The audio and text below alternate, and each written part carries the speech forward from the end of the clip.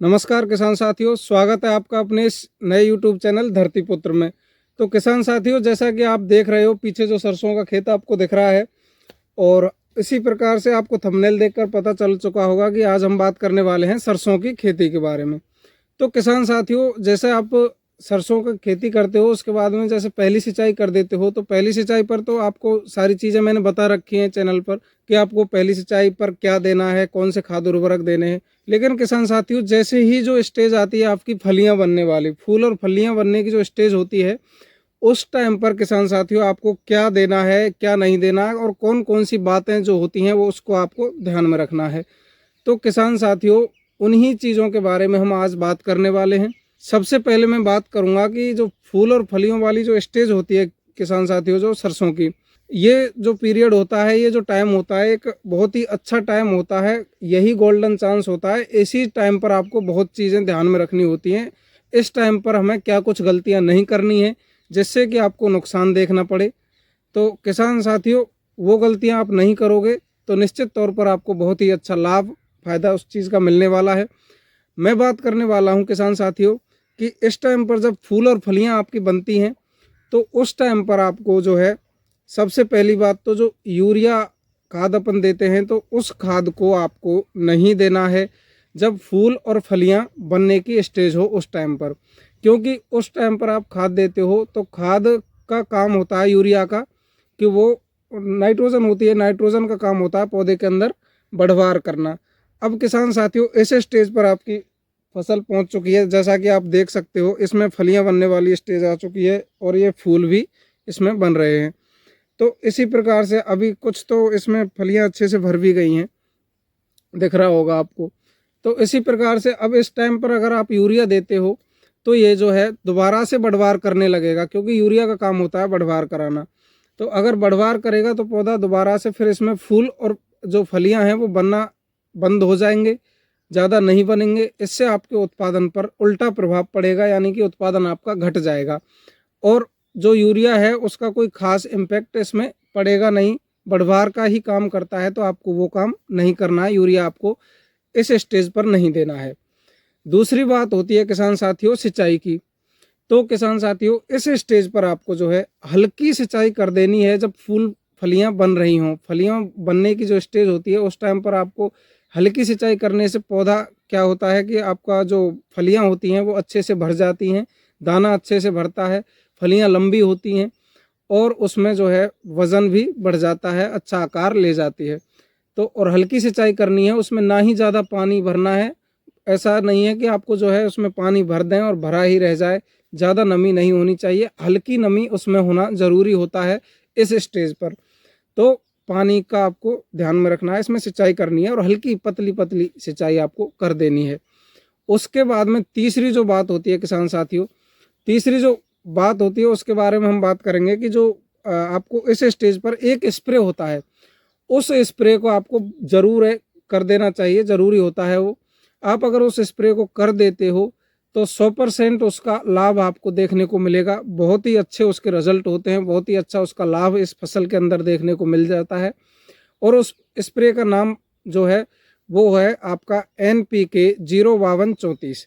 किसान साथियों, जो NPK 05234 होता है उसके अंदर आपको जो नाइट्रोजन है वो तो 0% मिलती है, यानी नाइट्रोजन नहीं होती है। अब उसका कारण मैंने आपको बता दिया है कि आपको नाइट्रोजन इस टाइम पर क्यों नहीं देनी है, इसीलिए 05234 लेना है। क्योंकि नाइट्रोजन ही अगर देना होता तो आप यूरिया दे सकते थे, लेकिन यूरिया का इस समय गलत इम्पैक्ट पड़ेगा, यानी नाइट्रोजन होता है यूरिया के अंदर, तो उसका गलत प्रभाव पड़ता है यहाँ पर, तो वो तो आपको नहीं देना है। और 05234 के अंदर नाइट्रोजन नहीं होता है, 0% होता है। और जो फास्फोरस होता है उसके अंदर 52% होता है, और जो पोटास होता है वो 34% होता है। ये जो मात्रा होती है वो NPK के अंदर होती है। तो 05234 NPK है, उसको आपको स्प्रे कर देना है इस स्टेज पर।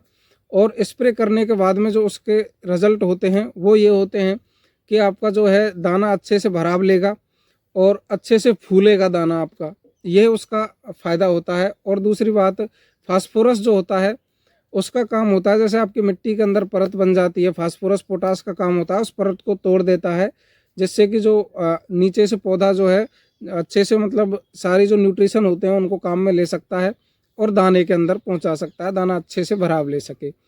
चौथी मैं बात करने वाला हूं किसान साथियों इसी कड़ी के अंदर।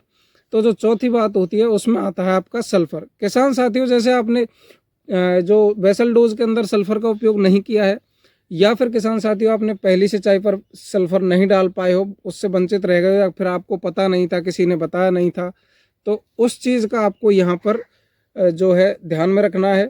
जो सल्फर होती है वो आपको इस समय डाल देनी है। सल्फर का किसान साथियों काम क्या होता है, सल्फर जो होती है वो आपके फसल के अंदर एक तो सबसे बड़ी बात होती है तेल मात्रा यानी कि लैब, क्योंकि किसान साथियों जो लैब होती है वही आपकी फसल के भाव तय करती है, यानी तेल की मात्रा आपकी सरसों के अंदर कितनी है उससे आपके जो भाव होते हैं वो तय होते हैं। तो इसका बहुत बड़ा इम्पैक्ट होता है आपके मुनाफे के अंदर, कितना आपको मुनाफा मिलने वाला है, भाव कैसा रहने वाला है आपकी फसल का। तो तेल मात्रा बढ़ाता है सरसों के अंदर जो सल्फर होता है वो। दूसरी बात, सल्फर का काम होता है, सल्फर जो है आपके दाने को चमकदार बनाता है, मोटा बनाता है, वजनी बनाता है। और किसान साथियों जो सल्फर है वो एक फंगीसाइड का भी काम करता है, यानी कि किसान साथियों फंगस जनित जो रोग होते हैं उन रोगों से आपकी फसल का बचाव करेगा ये। और सल्फर को आप स्प्रे करते हो तो जहाँ तक हो सकता है वो रोग आने नहीं देगा आपकी फसल के अंदर, क्योंकि सरसों के अंदर अधिकतर जो फंगस जनित रोग हैं उनका ही ज़्यादा अटैक मिलता है देखने को। तो उस अटैक से आपकी फसल को ये बचाएगा।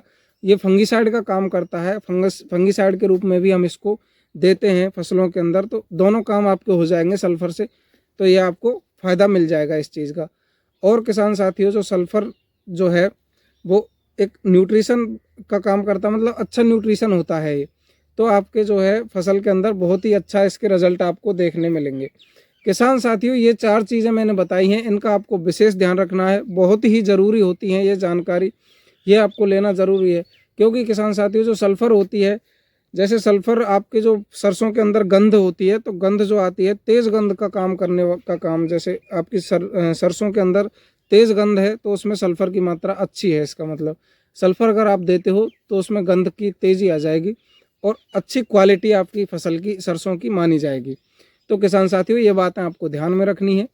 और किसान साथियों आप अगर अपनी जो फसल है सरसों की उसको रोगों से बचा लेते हो, यानी उसमें रोग नहीं लगने देते हो, अगर आपने पूरी तरह से बचाव कर लिया है, तो मैंने जो बात बताई है इन बातों को ध्यान में रखते हुए आप चलते हो, और सारी जो जानकारी मैंने जैसे जैसे बताई है स्टेज बाय स्टेज चैनल पर डाल रखी है, उन चैनल पर जो जानकारी दी हुई है उनके हिसाब से आप चलते हो तो निश्चित तौर पर आपकी फसल का उत्पादन बहुत ही शानदार ज़बरदस्त आपको देखने को मिलेगा। रिजल्ट इसके बहुत शानदार होते हैं, तो आपको काफ़ी अच्छा मुनाफा मार्केट के अंदर देखने को मिलेगा। तो यही थी किसान साथियों आज की कुछ जानकारी। मिलते हैं किसान साथियों इसी प्रकार की नई खेतीबाड़ी से जुड़ी जानकारी लेकर अगली वीडियो में। तब तक के लिए जय जवान जय किसान।